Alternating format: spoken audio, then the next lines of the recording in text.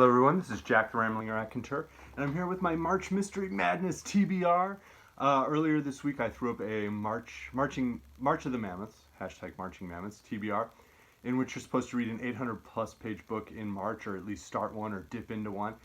And I saw Brian at Booksh's video about being a polygamous reader, and that very much describes how I read. I am working through multiple texts at the same time, in part because if I'm digging into something that's dense or long, I need something else that diverts my mind and sort of takes me away so that when I come back to the big text or the heavy text or the dense text, whatever you want to call it, the mammoth, I'm refreshed. I'm sort of able to like reframe and refocus my reading and my thoughts around that bigger book.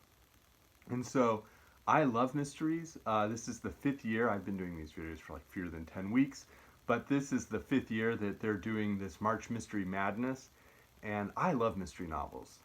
As a 5th year, there's a bunch of like number 5 or 5 tags. This whole shelf, these are mystery novels, mostly spy. This whole shelf here, these are all mystery novels, more like detective crime fiction. And then this shelf right here, about 3/4 of it is mystery. And I have other mystery books scattered throughout sections of this shelf down here, and I love them. Reading mysteries was what helped me realize when I was in college that I sort of have an addictive personality and that I needed to be careful about just reading all the works by one author straight through, that might not be the best reading habit to have. And so here are some prompts, I guess, or challenges within this March Mystery Madness. Again, I love mysteries. I love all the different aspects of crime fiction. I'm going to try and grab some books for March that hit those different aspects. So the first one, because this is the 5th year, is read the 5th book in a series. Now in a moment at the end, or I should say in a moment, in a few minutes at the end, I'm going to show a whole stack of, these are all 5th books within crime series. One that I haven't read, and one from an author that I dearly love, is Red Gold by Alan Furst. Very slim, like 250 page novel. So Alan Furst's books are in the spy, an espionage aspect of crime fiction. They're almost all of his books. He wrote a few novels in the late 70s that I've never read. I've never been able to find copies of them. I would absolutely pick them up because I really enjoy his Night Soldiers, is sort of the series of these spy and espionage novels that are set circa 1935 to 1945. So they take place in Europe right before World War II or during World War II, and inevitably they focus on countries that were either at war with Nazi Germany or defeated and occupied by Nazi Germany.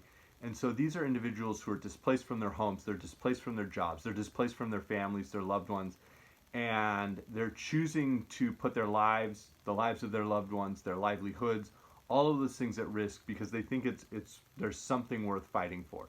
Often they ended up entangled like with underground or at one time enemy intelligence agencies. And you know, they can go to dark places, but they also are always through this, like there's a flashlight shining in that gutter of hope. And I think that's why I love them, is we recognize that there were really awful things going on, but there were also these small human moments where people made great and heroic choices, and First kind of shines a light on those, and he shines it on the whole aspect of the person's experience. And so this is Red Gold.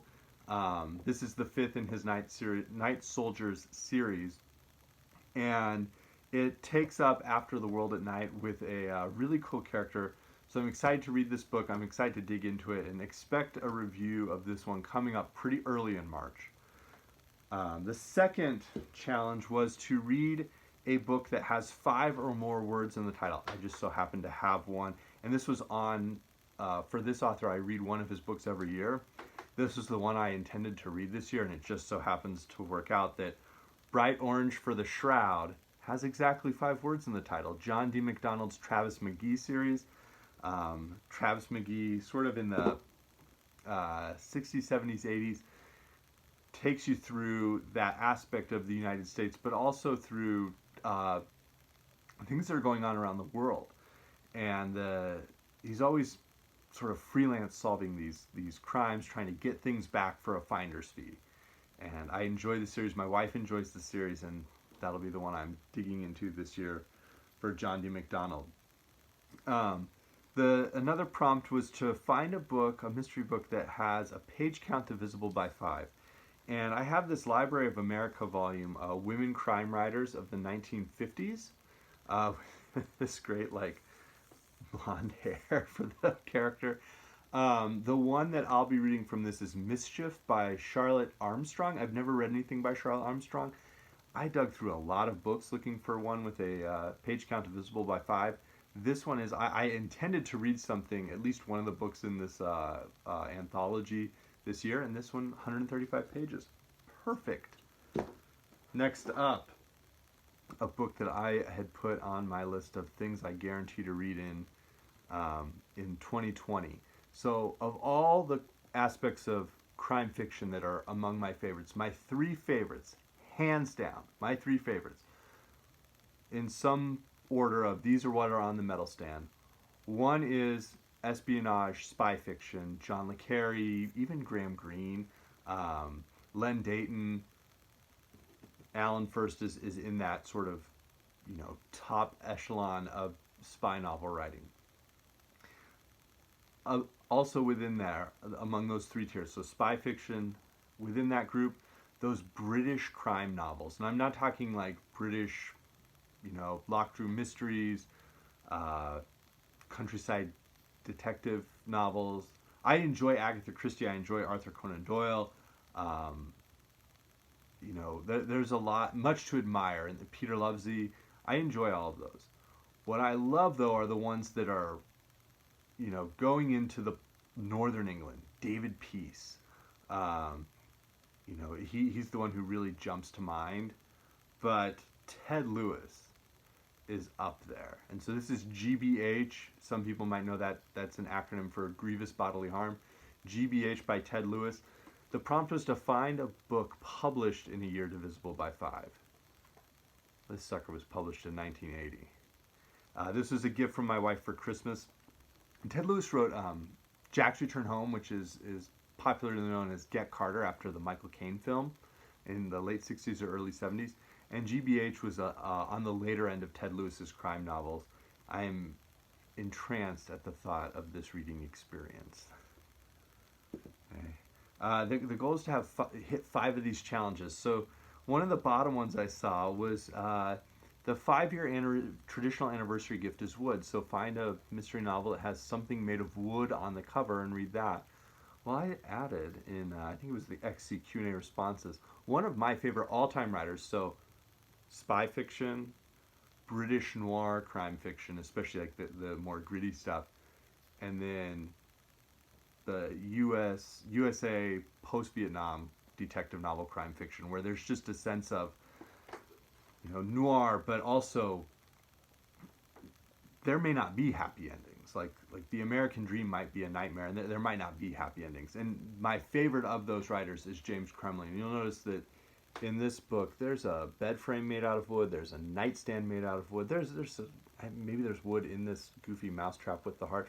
This is The Wrong Case, which is the first of his Milo Dragovich novels, and they're set sort of in like the Pacific Northwest. It's not always clear where he's at, but he's in the western U.S., and it appears that these books are set in the Pacific Northwest.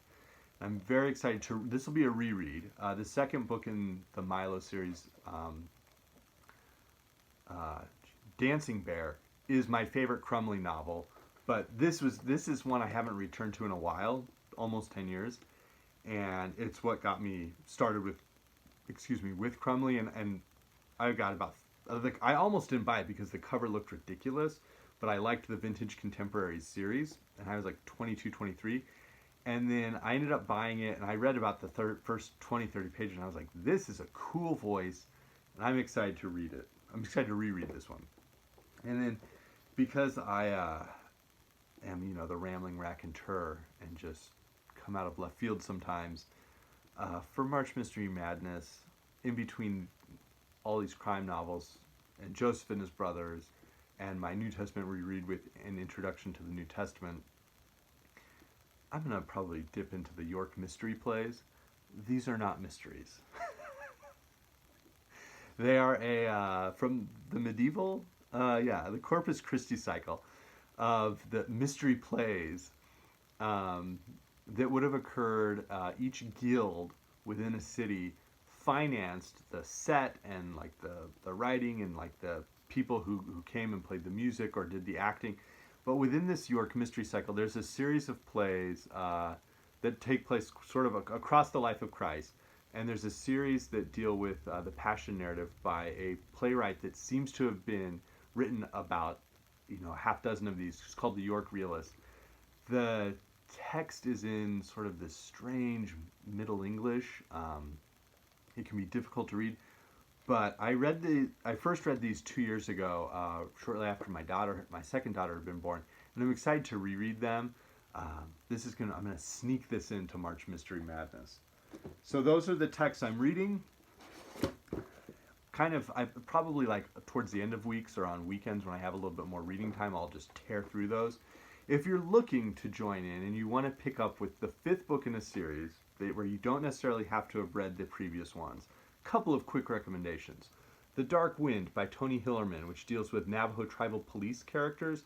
This is a Jim Chi one, and Jim Chi's interesting because he sort of is aspiring to become a medicine singer for the Navajo tribe while also being part of the Navajo tribal police. The 5th in Ian Fleming's James Bond 007 novels is arguably my favorite. Arguably the best, and my favorite, and I believe John F. Kennedy's favorite. From Russia with Love. The Martin Beck series by, I always butcher these names, Mai Seol and Per Walu. My wife and I both love this series, and that's The Fire Engine That Disappeared. Police procedurals set in Sweden, and they really illuminate Swedish society and global society, European society. The 5th of the Mike Hammer novels by Mickey Spillane, which is The Big Kill. Haven't read this one, but I probably will later this year. Gregory MacDonald's Fletch series, if you want something lighter, Carioca Fletch. And then if you're, again, a big fan of those like Scandinavian noir, the 5th of the Wallander books is Sidetracked by Henning Mankell. So that's March Mystery Madness TBR. Hope to see you around soon. Happy reading.